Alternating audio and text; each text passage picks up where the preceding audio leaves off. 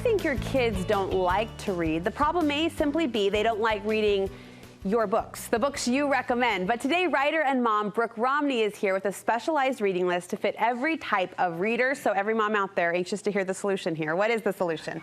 Well, I went through this. I have boys, and I'm recommending them like Babysitter's Club and Island of the Blue Dolphins, and they're like, yeah, you know, 3 pages in, like, I hate books. I don't like to read. Babysitter's Club, really? I know. I was wondering if that would still be relevant for my niece. She's starting to get into chapter book things, and then I realized, well, they have a cord phone. I mean, there's just little, you know, periodical details, and I just referred to the 80s as a period. It's fine. It's fine. It's fine. But you know what I found is we met a boy that was a little older than they were, and he started recommending books, and I'm like, oh, my kids do love to read. So it's been really fun. So sometimes it's a lot of trial and error, and I'm hoping to help moms and dads take some of the trial out of it. Well, because what you've done is genius. You're kind of doing a like this, read that, meaning if your personality was drawn to this book, here's another that may suit that same fitting. And so we have a lot of great recommendations, and on my blog there's even more, but here we're going to highlight a couple that I think a lot of kids have really loved. All right, let's start with Harry Potter. I have not yet met a person on the living planet of Earth who does not love this series. Yes. Magical, mystical, we all know kind of the plot line of the wizarding world. What's a good kind of parallel read for that? So a parallel read is great. It's Gregor the Overlander, and it's a full series written by the author of The Hunger Games. Oh. But it's definitely a younger, you know, magical, you know, fun fantasy things are going on, and we actually did it as a read aloud, and we loved it. As a family? Yeah.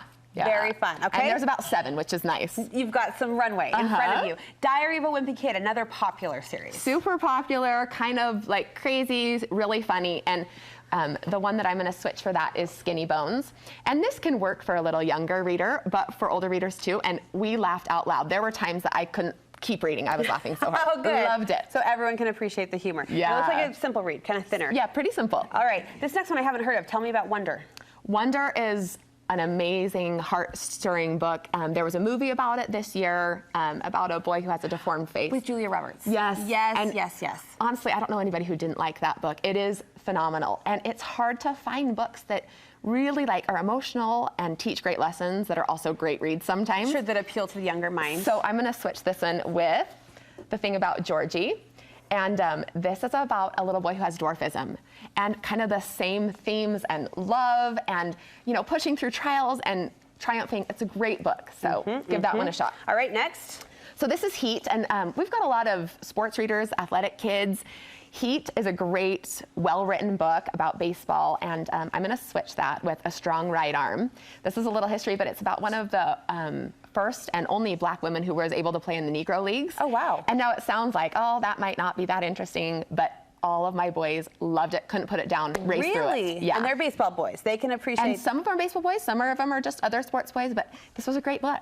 Awesome. Yeah. We will put that on the list. Hunger Games, another title that buzzes with popularity. And it's just can't put it down, so amazing. Yeah. And so I'm going to switch that with An Uncommon Blue. Okay. This was a little bit of a different setting, but it talks about the caste system.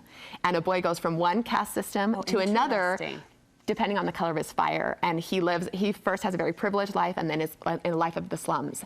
Very interesting. Yes. All my boys raced through it, loved it. Awesome. So, you know when they're turning the pages faster than they can, right? Take a bite of that sandwich or whatever. You know that it's going to be a winner. Finally? Okay, so this is I Survived, and I used this as a, you know, kind of a broad generalization for historical fiction books. And kids love this. But I'm going to switch this with, and you can tell this one's well loved. This is Making Bombs for Hitler. It's based on a true story about a little girl who was making bombs for Hitler. Oh, wow. She switched the bomb powder with dirt and sand. Oh, wow. She did amazing things.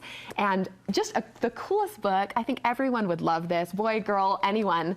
I was going to say, a lot of these are new to my ears, so I know we're talking to the pre-teen, teenage age stage, but I'm on board with a lot of these storylines. And you know what? A lot of adults love these books. Sure. We've loved them as family reads. And then I just have tons and tons of recommendations for, you know, once you've been through this, you're like, okay, I need another one, and you can keep going.